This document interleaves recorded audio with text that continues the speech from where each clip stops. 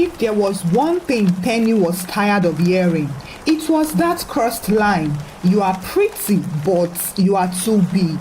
She had heard it so many times that if she got 1 naira for each time a man said it, she would have built a small estate in Lagos.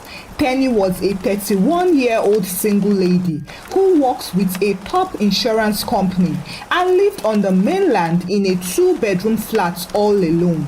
She had a sharp mouth, a good heart, and hips that didn't lie. But every time she introduced herself to a man at weddings or through matchmaking answers, the conversation would end in one form of body shaming or another. "I like you, but can't you just lose small weight? With this your hips, we would need a trailer for honeymoon." Her aunties didn't even help matters too. At every family gathering, they would greet her with, "Big Auntie Penny, our full option." And then they would proceed to serve her food as if they were trying to feed a village. But this time, Penny had had enough. After one fine man named Laddie ghosted her because of her size, she sat in her room, ate 2 meat pies and 1 bottle of Coke, wiped her mouth and stood up. "That is it. I am going to lose weight. Even if it is 5 kg, I must lose it before the next Owambe." As such, she joined a gym. On the first day, the instructor, a well-built man with too much energy, told her, "Madam, we will start gently." He made her do jumping jacks. But by the 7th jump, Penny was panting like someone who was escaping from kidnappers. Her wig had shifted, her leggings were crying, and her knees were writing an open letter to God. Unfortunately, the next day, she didn't come back. She decided to switch to dieting since the gym had humbled her and her knees were singing, "Please, we are not built for this." She downloaded one random meal plan from Instagram that promised flat tummy in 7 days. It had oats, cucumber water, boiled egg, and one mysterious fruit named dragon. She looked at her kitchen shelf and hissed, "Where do I want to see dragon in Agege?" Still, she tried. In the morning, she took oats. In the afternoon, she took carrots, while at night, she had a slim plate of garbage. Well, by the second day, something strange happened. The ogbono soup in her fridge began speaking in tongues. It called out to her, "Penny, I am still fresh, oh. Just warm me small." She opened the soup and stirred. Her knees were weak and her mouth was salivating. Even the meat inside looked like it was smiling seductively at her. And that was how she fell to temptation like Eve in the garden. The next morning, Penny got to her office feeling guilty and irritated. Her usual loud earrings were missing and she moved like someone who lacked confidence. Her colleague Cynthia, the office fashion killer, stopped at her table. "Penny, are you okay?" Penny sighed. "Cynthia, if you see the wahala I am facing with this diet, my body is shaking, my spirit is angry, and my fridge won't stop calling me." Cynthia frowned. "Why now? Who sent you to do dieting?" Penny dropped her shoulders and slumped deeper into her chair. "It is all these men now. All of them keep acting like I am too big. Someone even said I need 2 seats to sit down properly. I am really tired." Cynthia came closer and sat on her table edge. "Penny, if it is weight you want to lose, then there is a faster and stress-free way. No garbage, no oats, no wahala." Penny looked up. "How?" Cynthia looked around as if she was about to drop an illegal information. Then she whispered, "Ozempic." Penny raised an eyebrow. "Ozem what?" Cynthia smiled like a village herbalist with a secret cure. "It is the lucky girl's best friend, oh. 1 injection per week, and your appetite will vanish, your body will reset, and in just 2 months, you will be floating like leaf." Penny's eyes widened. Does it work like that? Cynthia pulled out her phone and showed Tenny her old photos. Look at me now. I was size 18. Now I am size 12. Even my ex came back crying. Well, I told him I am too slim for his dress now. Tenny leaned forward. Wait, you mean no gym, no skipping, no garbage that tastes like punishment? Cynthia winked. Not at all. Just one small poke and your waist will be snatched like a stolen phone. Tenny didn't even think twice. That same night, she typed Ozempic plug in Lagos into Instagram search. She found 10 pages, all with suspicious bios like DM only, no refund after payment, and for serious customers only. After going through all of them, she picked the one with the most fine girls in their before and after pictures, and she messaged them. By morning, a delivery rider pulled up in front of her gate with a small white cooler, like someone delivering human kidney. This is your order, madam, the rider said. Tenny opened the box and saw an instruction note. The paper was full of small writing. Tenny squinted, but only read the one bold sentence that said, use once weekly. Weight loss is rapid and effortless. That was all she needed to know. That Sunday evening, after cleaning her room and lighting her favorite scented candle, she sat on the couch like she was about to sign a contract with destiny. She opened a bowl of fruit salad, took the injection like a pro, and crossed her legs. As the fan blew gently, she closed her eyes and imagined herself walking into Auntie Ronke's wedding in a tight gold dress. Men would stand up, aunties would open their mouths in surprise, and her enemies would be confused. She smiled to herself and whispered, next month, I will pepper them. But by Monday morning, she was the one who was being peppered. It started with her stomach growling gently around 6:45 a.m. By 7:30 a.m., it rumbled louder, and by 8:15 a.m., it was doing a full Fuji concert. Then the twisting and bubbling followed, after which the real deal came. A loud sound that sounded like someone pulling a faulty generator starter cord. Grrr. Tenny held her belly and froze. Is this the fat melting on my intestines giving up? Well, she still managed to wear her office gown and got to work. But by 11 a.m., she had gone to the toilet 3 times, and each time her soul left her body briefly. At some point, she started walking slowly like someone who had just fought with their landlord and lost. By lunchtime, Cynthia saw her and smiled. How far now? Is it working? Tenny forced a smile. Yes, so I think I am melting small, inside and out. Well, what Tenny didn't know was that she had just entered the battlefield of Ozempic Wahala, and she was about to extend that Wahala to another innocent soul.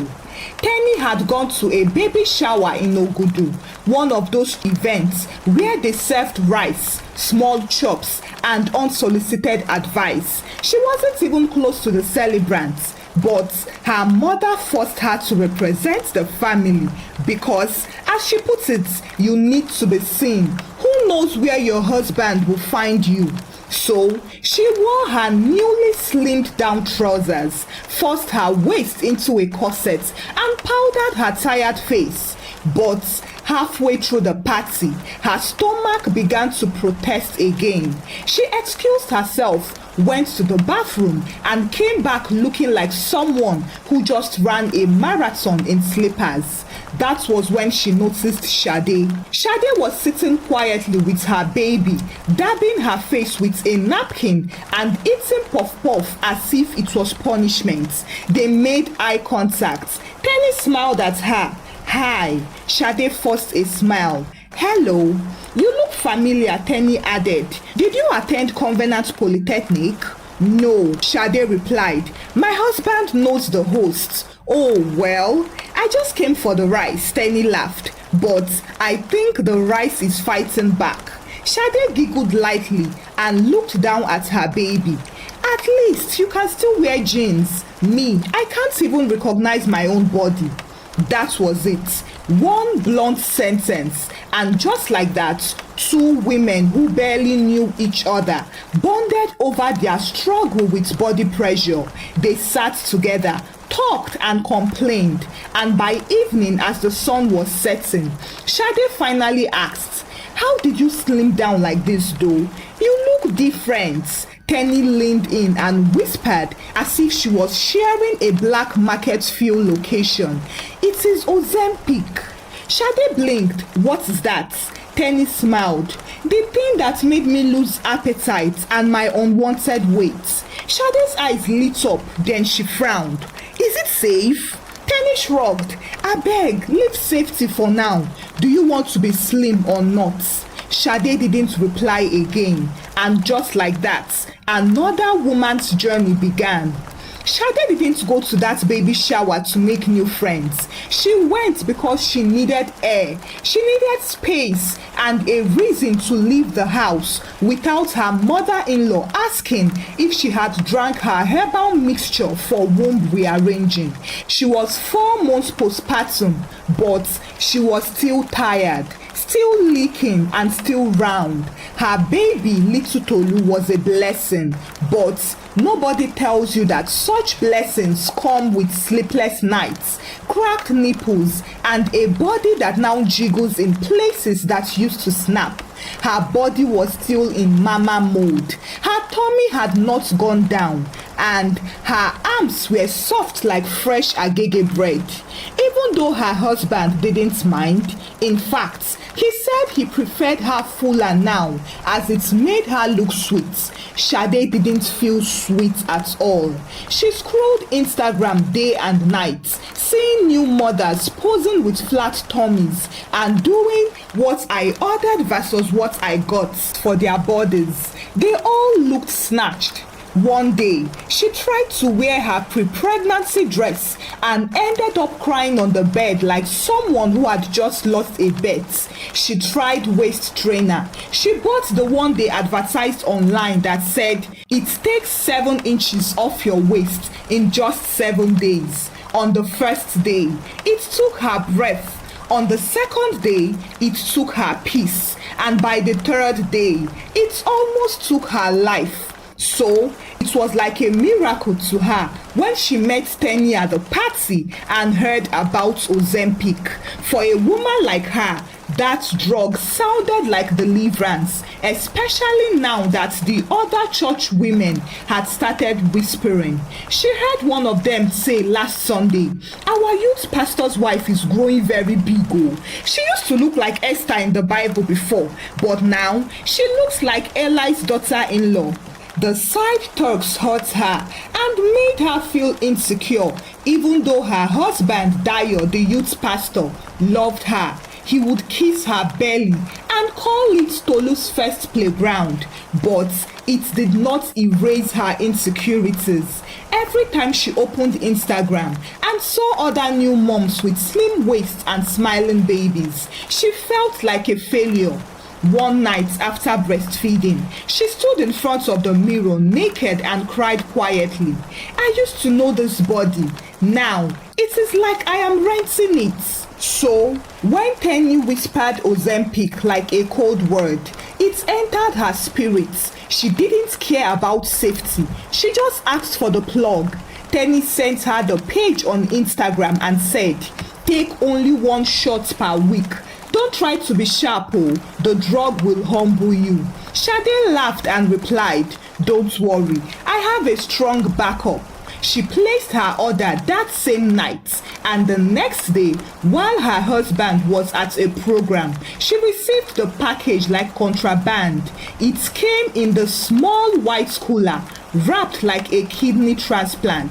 She read the instructions, but her eyes purposely skipped the side effects. She focused only on the parts that said it reduces appetite, assists with rapid weight loss, and works fast. She injected herself while muttering a prayer. Lord, I am not doing this out of vanity. Just help me fit into my wedding gown again. And that night, she felt fine. The next day too, she felt like a lioness. She mopped the house, sorted baby clothes, and even prepared 4 different soups that day. But by day 3, the signs started.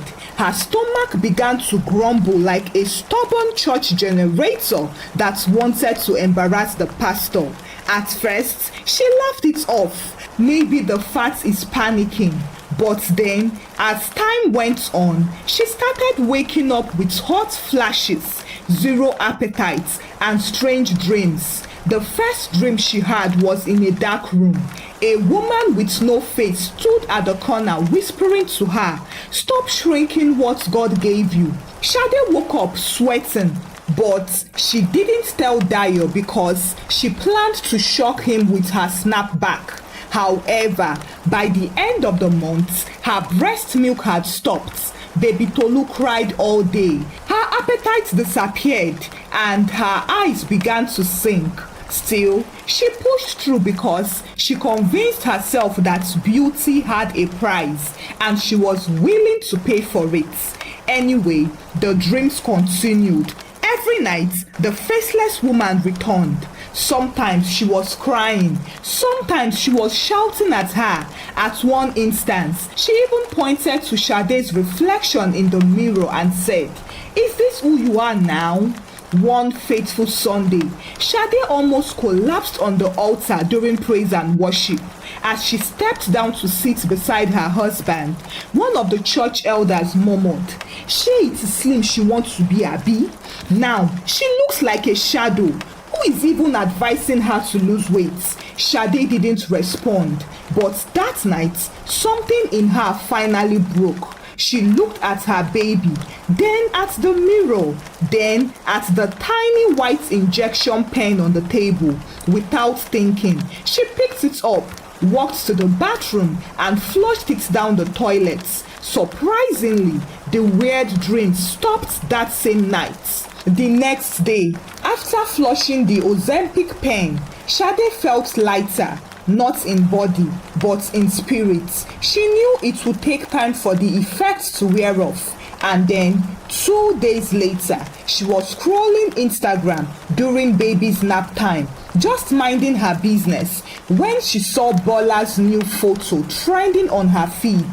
It was a full body shot with tight jeans, crop top, flat stomach, clean makeup, and a caption, "Be the woman they said you could never be." #discipline. #glow queen. Sade blinked. Is this not Bola from university? She zoomed in. It was her, but different, because this Bola was not that same one she knew. This one was sharper and smaller, as if someone edited her with filter and fasting. Out of curiosity, Sade clicked on Bola's page. What she saw there gave her a shock. Everything had changed, from the quotes, the captions, the followers, the pictures, and even the voice in her reels was now soft and sounded British. Bola. Is she using Ozempic or what? I know her now. This weight loss cannot be ordinary. We'll see to the end, Sha. Now, Bola was the 3rd person in this unplanned weight loss drama, but unlike Penny and Sade, who melted from injections, Bola didn't buy anything. Her own miracle was fully sponsored by Premium Heartbreak. She was melting from love and lies. Bola was naturally thick and lively with a big smile, big hips, and a very big energy. She loved food, especially swallow. If a meal didn't have soup, to Bola, it wasn't food. She could eat pounded yam by 10 p.m. and sleep like a baby afterward. She never saw anything wrong with her body until she met Femi, the beginning of her weight loss journey. Femi was a tall, light-skinned man with the perfect gym body. He met her one Sunday after service and said that one line that weakens many women. "I've been noticing you." Bola couldn't help herself, and it didn't take long for them to be seen together. Femi posted her pictures with mesmerizing captions like, "Can someone remind me how to breathe again? Now I understand why poets never run out of words." And the one caption that always confused her, "My slim queen." Slim queen? Bola wasn't slim, or at least not yet. So she asked one day, "Why do you always call me slim?" Femi smiled and said, "Because you have potential." And that was the beginning of her wahala. At first, she thought Femi was joking, but little by little, the pressure started. He would say things like, "Baby, let's keep dinner tonight.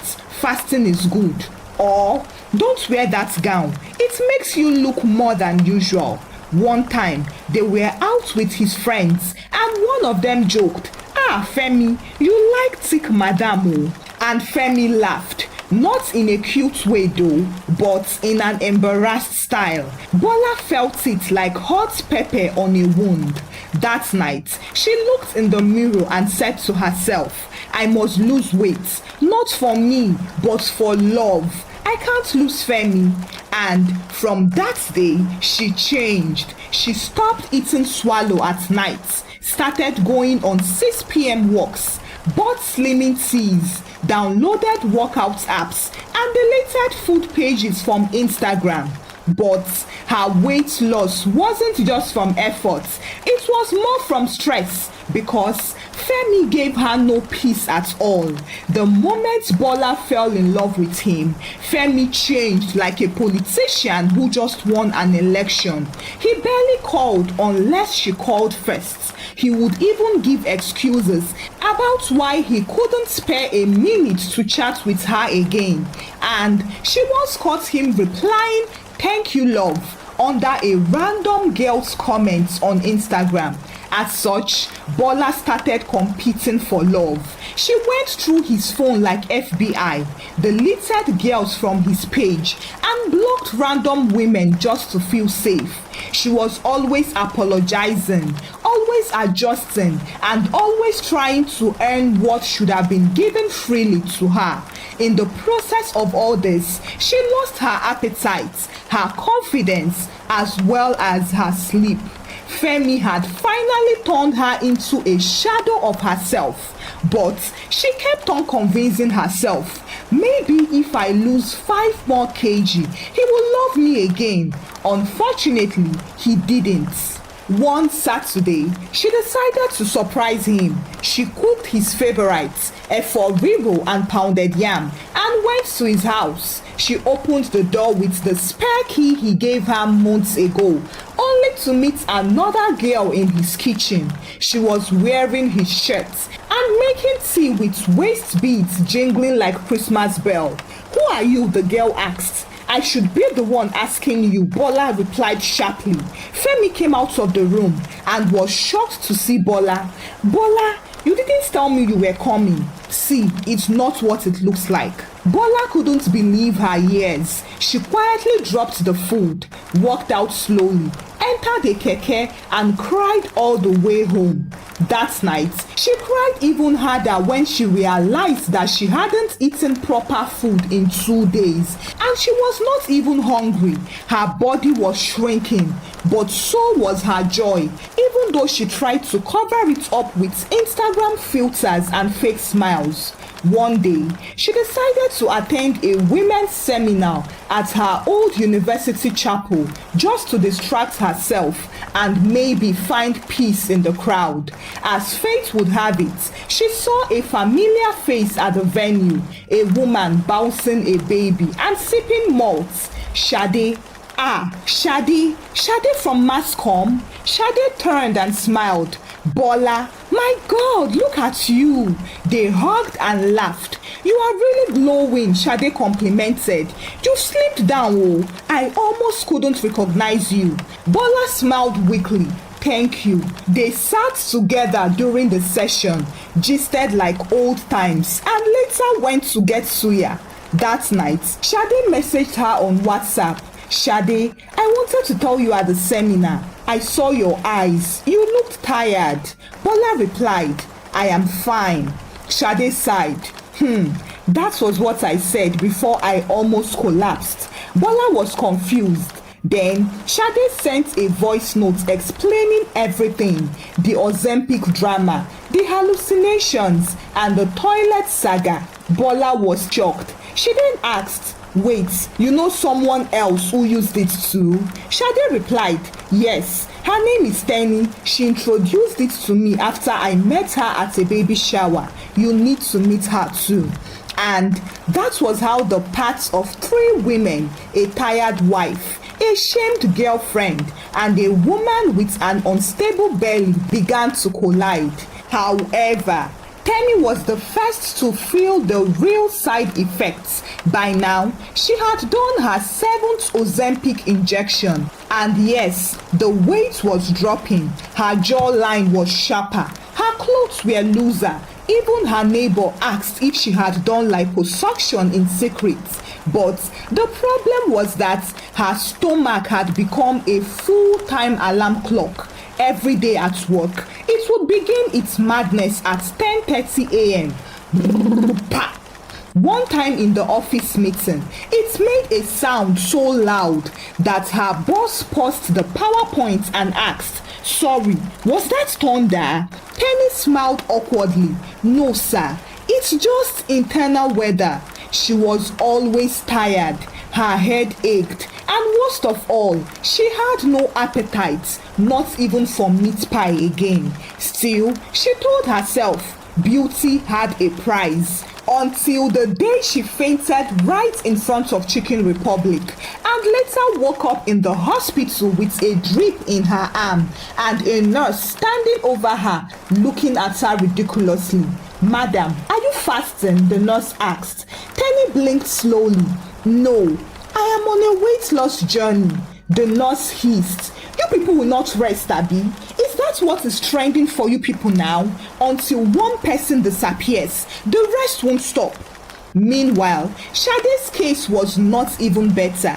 Even though she had flushed her Ozempic that night, the side effects didn't ease off. Her breast milk had vanished like a magician's coin, and now her baby was acting like a judge. Every time she tried to breastfeed, the baby would look at her chest and hiss. Even his cry had changed now.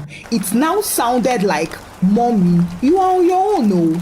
One morning, Shade sat on the floor with her wrapper tied loosely, crying over pap that refused to thicken. Dakpo came and asked her what the problem was. She sniffed and cried. I just wanted to snap back. That is all. Dakpo smiled and kissed her forehead. Snap back to where? This is not WhatsApp status. You are my wife, not an Instagram model. That evening, Shade threw away all her slim fit jeans. She made hot eba with okra soup and ate it with great joy. Fortunately, her breast milk came back 2 days later as if it went to recharge. Bola, on the other hand, was still looking good physically because her heart was heavy and breaking still. Everywhere she went, people admired her, but none of them knew that she was crying herself to sleep. The worst was that when people said, please share your routine, oh, I want to look just like you, Bola would force a smile and say, it's a stress and heartbreak, oh, 3 times a day. Well, they laughed it off, thinking she was joking, if only they knew. As promised, Shade introduced Bola to Tenny, and the 3 women met at a small amala spot around Agidingbi. There were no salads, no smoothies, just steaming bowls of amala, hot ewedu, and goat meat that could make someone forget their ex. They sat down, loosened their wigs, and ate in silence for 5 full minutes, forgetting about their pressure and struggle. Then Tenny spoke up. Ladies, I almost died just because I wanted to look like a slay queen on Instagram. Shade shook her head. I nearly lost my breast milk. My baby now eyes me as if I am a traitor. Bola raised her hand dramatically. My own was heartbreak. I thought I was glowing, but I was actually fading. It was stress that slimmed me down, not gym. They burst into laughter and then they became silent again. Tenny leaned in. Now, can we all agree that this thing we are doing, all of us, it is not normal? Shade nodded. We were being controlled by people who are not even watching us. Strangers online, people that don't matter, even women who have edited their photos. Bola added, I feel like a fraud at this point. People admire me, but I don't like how I got here. I lost weight, but I also lost my joy. She looked down, and I think I hate Femi for doing this to me. Good, Tenny said. Now we are making progress. That day, the three women decided to start over. First, Bola blocked Femi on every platform. Then, she went to his house the next day, collected her remaining belongings, and broke up with him. Tenny deleted the Ozempic seller's number from her phone, unfollowed all fake fitness influencers, and started going on slow evening walks instead of injections, while Shade, who was now back on real food, told her husband everything. They laughed together over her brief slay face, and he took her out on an intimate date as apology for not noticing her struggle. But the best moments came a week later. Tenny hosted a small indoor party in her house. Shade came with her baby, looking fresh and happy, while Bola came in joggers and sneakers with pure vibes. They danced, gossiped, dragged rice, and laughed till their bellies hurt. At some point, Tenny said, let's do something crazy. Bola and Shade asked, what could that be? Let's start a podcast. We can call it Wahala Weight, and we'll tell everyone the truth behind this whole weight loss madness. They burst out laughing again. Well, it started like a joke. Three women with broken stories, empty calorie counts, and tired bodies decided to laugh their pain away. But the more they talked, the more they healed. And what started as a casual, let's start a podcast, soon turned into something more serious. Bola brought her brother's podcast mic, borrowed from his struggling music career, while Tenny cleared her sitting room and placed a bottle of malt and a plate of chin-chin beside each seat. Shade came with a notepad full of episode ideas. They sat down, tested the mic, and recorded their first episode titled Skinny is Not Peace. They spoke from their hearts. Bola shared how people praised her slim body while her soul was crying, how Femi nearly drained her into the ground, and how stress can give you flat tummy as well as flat joy. Shade spoke about the silent war mothers fight after childbirth, the pressure to snap back while juggling sleepless nights, cracked nipples, and society's loud silence. Tenny shared her Ozempic near-death experience, the fainting, the constant toilet runs, and the way she would have disappeared just to feel noticed and attract men's attention. They laughed, cried, roasted unrealistic standards, and ended the episode with a toast to thick girls, slim girls, and everybody in between. May we all find peace, irrespective of the size. The next week, they uploaded the episode on a free podcast app. They didn't expect much, but within days, it went viral. Women started messaging them. Thank you for this. I was about to order Ozempic before I came across your podcast. I thought something was wrong with me for not snapping back. Please, how did Bola finally break up with Femi? We need practical steps. They took the podcast seriously, and each week they talked about the pressure to be slim for marriage, how some weight gain was emotional and not physical, while comparison was the thief of peace, and the difference between self-love and self-punishment. One evening, after a powerful episode, the three of them sat on tennis balcony, eating suya and drinking zobo. Bola leaned back. I am not even trying to be slim anymore. I just want to be whole.